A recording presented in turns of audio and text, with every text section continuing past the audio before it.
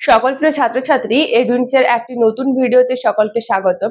আজকে আমরা দশম শ্রেণীর পঞ্চম অধ্যায় বিকল্প চিন্তা উদ্যোগ থেকে একটি গুরুত্বপূর্ণ প্রশ্ন বাংলার ছাপাখানার বিকাশে উপেন্দ্র কিশোর রায়চৌধুরীর ভূমিকা কি সে সম্পর্কে আলোচনা করে নেব। দেখো, এই প্রশ্নটি মাধ্যমিক প্রশ্ন 2023-এও এসেছিল। যারা 2023-এর পরীক্ষার্থী ছিল তারা কিন্তু এই প্রশ্নটি একবার পেয়ে গিয়েছিল। তো 2026-এর মাধ্যমিকের জন্য কিন্তু এটি খুব গুরুত্বপূর্ণ, কারণ মাঝে 2-3 বছর এই প্রশ্নটি আসেনি। তো 2026-এর জন্য কিন্তু এটি খুব গুরুত্বপূর্ণ একটি প্রশ্ন। দেখো, আমাদের যে অধ্যায়টির নাম রয়েছে বিকল্প চিন্তা ও উদ্যোগ, অর্থাৎ প্রথম অধ্যায়গুলিতে আমরা আলোচনা করেছিলাম যে নবজাগরণের সূত্রপাত ঘটছে, সেখান থেকে মানুষ শিক্ষা সংস্কার, সমাজ সংস্কার, বিভিন্ন উদ্যোগের ক্ষেত্রে এগিয়ে এসছে। তো সেই সমস্ত উদ্যোগগুলির মধ্যে এখানে যে ছাপাখানার বিকাশ, ছাপাখানার যেটি খুব গুরুত্বপূর্ণ একটি মাধ্যম ছিল নবজাগরণের ক্ষেত্রে, কারণ ছাপাখানার মধ্য দিয়ে বিভিন্ন বইপত্র, পত্রপত্রিকা ইত্যাদি প্রকাশ পাওয়ার কারণে মানুষের মধ্যে সচেতনতা এসেছিল। তো তার মধ্যে আমাদের যে বিকল্প চিন্তা উদ্যোগ, এই অধ্যায়টি থেকে এই সমস্ত উদ্যোগগুলি সম্পর্কে আমরা আলোচনা করে নেব। তার মধ্যে একটি গুরুত্বপূর্ণ উদ্যোগ যেটি বাংলার ছাপাখানার বিকাশে উপেন্দ্র কিশোর রায়চৌধুরী কি ভূমিকা পালন করেছিলেন সে সম্পর্কে আমরা দেখে নেব। ইনি জন্মগ্রহণ করেছিলেন বর্তমান বাংলাদেশের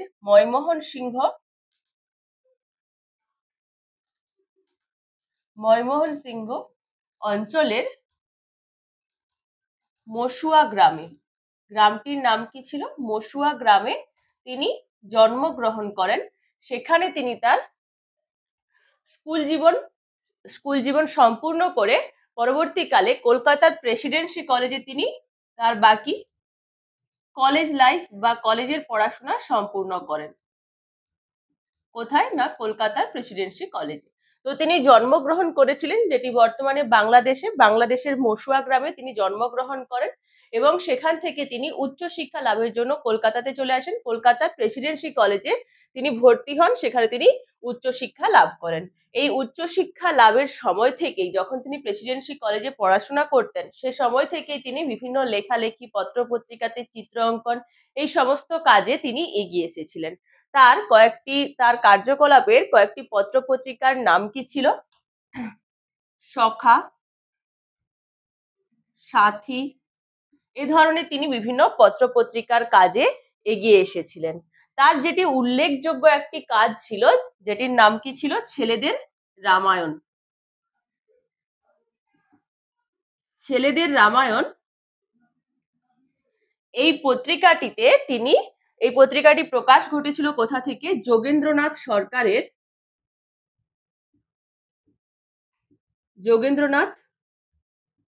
সরকারের সিটি স্কুল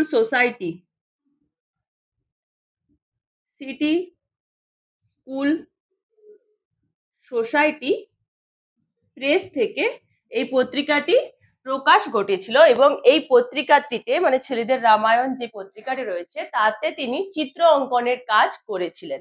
19 শতকে যে ছাপার যে কারখানাগুলি ছিল, কলকারখানাগুলি ছিল, সেগুলিতে ছাপার কাজের জন্য বিভিন্ন অক্ষরের ছোট ছোট ব্লক ব্যবহার করা হতো। ওই ব্লকগুলি কি না, কাঠের তৈরি করে এরকম ছোট ছোট আকারের ব্লক ব্যবহার করতো, যেগুলিতে মনে করো অ, আ, ক, খ, এই সমস্ত একটা একটা অক্ষরের ছোট ছোট কাঠের ব্লক থাকতো।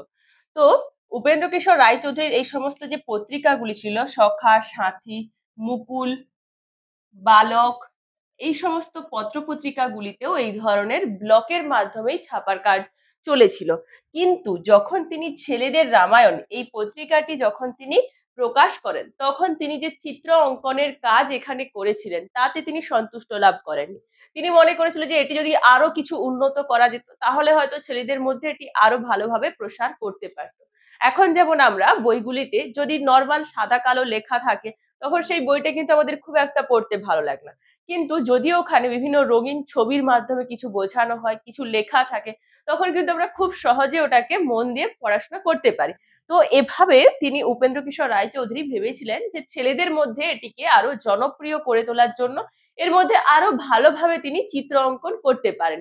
সুতরাং তিনি এই যে ছাপার কাজের মান উন্নতি করার চেষ্টা করলেন, যে কারণেই তিনি এখানে এই যে আধুনিক ব্লক তৈরির পথিকৃৎ, তিনি এটিকে নিয়ে গবেষণা করা শুরু করলেন, ভাবনা চিন্তা করা শুরু করলেন।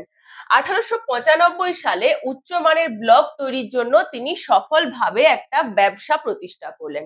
তিনি নিজে একটা ব্যবসা প্রতিষ্ঠা করার চেষ্টা করলেন এবং তিনি ব্রিটেনে গিয়ে সেখানে যে সমস্ত রাসায়নিক দ্রব্য ব্যবহার করা হচ্ছে, যে সমস্ত উপাদান ব্যবহার করা হচ্ছে, তাদের যে পদ্ধতি সেটি তিনি শেখার চেষ্টা করেন, সেটিকে তিনি ভারতবর্ষে নিয়ে আসার চেষ্টা করেন। তো এখানে যে কারণেই বলা হয়েছে যে আধুনিক ব্লক তৈরির পথিকৃৎ, পুরানো ব্যবস্থাটির পরিবর্তন ঘটিয়ে তিনি নতুন ভাবে বিদেশি বা পাশ্চাত্য ব্যবস্থাকে এখানে নিয়ে আসার চেষ্টা করছেন। দ্বিতীয় দেখো, কারিগরির উদ্ভাবক। কারিগরির উদ্ভাবক, এখানে তো তোমাদের বললাম যে তিনি একটি নতুন ভাবে ব্লক তৈরি করার চেষ্টা করলেন, যেটি কি ছিল না, হাফ টন ব্লক। এই হাফ টন ব্লক তিনি তৈরি করার চেষ্টা করেন। সাথে সাথে তার এই যে ব্লক মেকিং সম্পর্কিত এই জায়গাটি তোমরা মনে রাখবে, যেটি যে ব্লক মেকিং সম্পর্কিত তার কয়েকটি প্রবন্ধ হ্যান্ডবুক পেনরোজ অ্যানুয়াল ভলিউমে প্রকাশিত হয়েছিল। এই প্রকাশনা যেখানে এটি প্রকাশিত হয়েছিল সেই জায়গাটির নাম তোমরা ভালোভাবে মনে রাখবে। এখান থেকে কিন্তু তোমরা এসএকিউ বা এমসিকিউ যে প্রশ্ন, সেই প্রশ্ন পেয়ে যেতে পারে যে হ্যান্ডবুক পেনরোজ অ্যানুয়াল ভলিউম বইয়ে এটি প্রকাশিত হয়েছিল। সাথে সাথে দেখো, স্ক্রিন অ্যাডজাস্টিং মেশিন তৈরি করেছিলেন। এই স্ক্রিন অ্যাডজাস্টিং মেশিন কি, আমরা যদি এখন আধুনিক যুগে জেরক্স দোকানে গিয়ে থাকি তাহলে দেখবো যে ওদের যে জেরক্স মেশিন থাকে, সেই মেশিনটির ওপরে যে বইটি বা খাতাটি জেরক্স করা হবে, কপি করা হবে, সেটিকে ভালোভাবে রেখে তার সাথে অ্যাডজাস্ট করা হয়ে থাকে, অর্থাৎ ক্যামেরার ফোকাস সেটিং করা হয়ে থাকে, ক্যামেরার যে ফোকাস থেকে থাকে সেটিকে ভালোভাবে মেনটেন করা হয়ে থাকে। তো সেখানেই তিনি এই যে উন্নত প্রথা স্ক্রিন অ্যাডজাস্টিং মেশিনও তৈরি করেছিলেন। তাহলে ভাবো যে 1800-1900 সময়কালে যখন ভারতবর্ষ অনেকটাই পিছিয়ে ছিল পাশ্চাত্য শিক্ষার থেকে, তখন তিনি কত উন্নত একটা মেশিন তৈরি করেছিলেন এই ছাপাখানার বিস্তারের জন্য। শীর্ষস্থানীয় প্রিন্টিং প্রেস প্রতিষ্ঠা, এই জায়গাটি এবং এই সালটি তোমরা ভালো করে মনে রাখবে যে 1913 সালে ইউএন রায় অ্যান্ড সন্স নামে মুদ্রণ যন্ত্র প্রতিষ্ঠা করেছিলেন। কোথায়? কলকাতার শিব নারায়ণ দাস লেনে তিনি এটি প্রতিষ্ঠা করেছিলেন। এটি তোমরা ভালো করে মনে রাখবে, কারণ এখান থেকে তোমরা এসএকিউ এবং এমসিকিউ প্রশ্ন পেয়ে যাবে যে ইউএন রায় সন প্রতিষ্ঠানটি কবে প্রতিষ্ঠিত হয়েছিল। 1913 সালে। জায়গাটি কোথায় ছিল? কলকাতার শিবনারায়ণ দাস লেনে এটি প্রতিষ্ঠিত হয়েছিল। এবং যখন তিনি এই সমস্ত যন্ত্রপাতিগুলি আবিষ্কার করলেন, স্বাভাবিকভাবেই অন্য কোনো যখন ব্যবসায়িক এটিকে ব্যবহার করবে তার উচ্চ মূল্য হবে। সুতরাং তিনি কি না, খুব স্বল্প মূল্যে মানুষজনের মধ্যে এটিকে বিস্তার ঘটানোর জন্য তিনি নিজেই একটি প্রিন্টিং প্রেস প্রতিষ্ঠা করেছিলেন 1913 সালে। তার যে প্রকাশনাগুলির মধ্যে গুরুত্বপূর্ণ কি কি ছিল? সন্দেশ পত্রিকা, ছেলেদের মহাভারত, গুপিগাইন বাঘাবাইন, পশু পাখি, সেকালের কথা, টুনটুনির বই, এই সমস্ত গ্রন্থগুলি বা এই যে ছোট ছোট বইগুলি আমাদের বাল্যকালের সবারই পরিচিত। আমরা প্রায় অনেকেই এই নামগুলি শুনে থাকি, গুপিগাইন বাঘাবাইন, সেকালের কথা, টুনটুনির বই, এগুলি প্রায় আমাদের সকলেরই পরিচিত। বাল্যকালে বা ছোটবেলাতে আমরা প্রায় এই বইগুলির সাথে পরিচিত রয়েছি। টুনটুনির বইটি দেখো একটি লোককথা, অর্থাৎ আমাদের সমাজে যে সমস্ত সংস্কৃতি পরিচয় রয়েছে, যে সমস্ত লোক সংস্কৃতিগুলি আমাদের সাথে জড়িত রয়েছে, সে সম্পর্কিত একটি বই কিন্তু টুনটুনির বই। আরেকটি কি? সেকালের কথা। সেকালের কথা হচ্ছে কি ভ্রমণ কাহিনী সম্পর্কিত বই। আচ্ছা, এই লোককথা সম্পর্কিত দেখো, লোককথা মানে আমরা দেখো বাউল গানের সাথে সবাই পরিচিত, তো এটি কিন্তু একটি লোক সংস্কৃতি। তো এই সমস্ত সংস্কৃতি কিন্তু এই টুনটুনির বইয়ে এখানে গড়ে উঠেছে। আর ভ্রমণ কাহিনী সম্পর্কিত একটি বই কি? সেকালের কথা। এই জায়গাগুলি তোমরা কিন্তু ভালো করে মনে রাখবে, এগুলি এমসিকিউ বা এসএকিউ প্রশ্ন তোমরা পেয়ে যাবে যে উপেন্দ্র কিশোর রায়ের লেখা একটি লোককথা সম্পর্কিত বইয়ের নাম কি? কি না, টুনটুনির বই। যদি বলা হয় ভ্রমণ কাহিনী সম্পর্কিত একটি বইয়ের নাম কি, সেটি কি?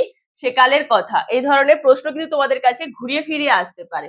তো এখান থেকে কি কি এমসিকিউ বা এসএকিউ প্রশ্ন আসতে পারে সেগুলি তো আমরা আলোচনা করে নিলাম। এলএকিউ প্রশ্ন রূপে বাংলার ছাপাখানার বিকাশে উপেন্দ্র কিশোর রায়চৌধুরীর কি ভূমিকা রয়েছে সে সম্পর্কে এখানে আমরা দেখে নিলাম। উপেন্দ্র কিশোর রায়চৌধুরীর পরবর্তীকালে সুকুমার রায় তার উত্তরাধিকারী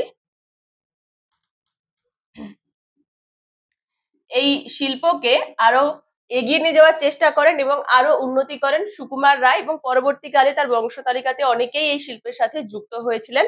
যে কারণেই, যেহেতু উপেন্দ্র কিশোর রায়চৌধুরীর সাথে সুকুমার রায় এতে যুক্ত হয়েছিলেন, যে কারণে এই কোম্পানিটির নাম দেওয়া হয়েছিল U and Roy and son. তো আজকে এখানে আমরা এলএকিউ রূপে পেয়ে গেলাম যে বাংলার ছাপাখানার বিকাশে উপেন্দ্র কিশোর রায়চৌধুরীর ভূমিকা মূল্যায়ন করে, এবং এখান থেকে কি কি এমসিকিউ এসএকিউ প্রশ্ন আসতে পারে সেগুলিও আমরা আলোচনা করে নিলাম। আমাদের আজকের এই আলোচনাটি এই পর্যন্তই। ভিডিওটি তোমাদের কেমন লাগলো জানিও। যদি কোনো প্রশ্ন থাকে কমেন্টের মাধ্যমে জানাতে পারো। পরবর্তী ভিডিওতে আমরা তার আলোচনা নিয়ে আসবো। আরো এই ধরনের শিক্ষামূলক ভিডিও পেতে আমাদের এডুইন্স ইউটিউব চ্যানেলটিকে সাবস্ক্রাইব করো এবং এডুইন্স ফেসবুক পেজটিকে ফলো, লাইক ও শেয়ার করো। ধন্যবাদ। Edwins, learn, grow, succeed.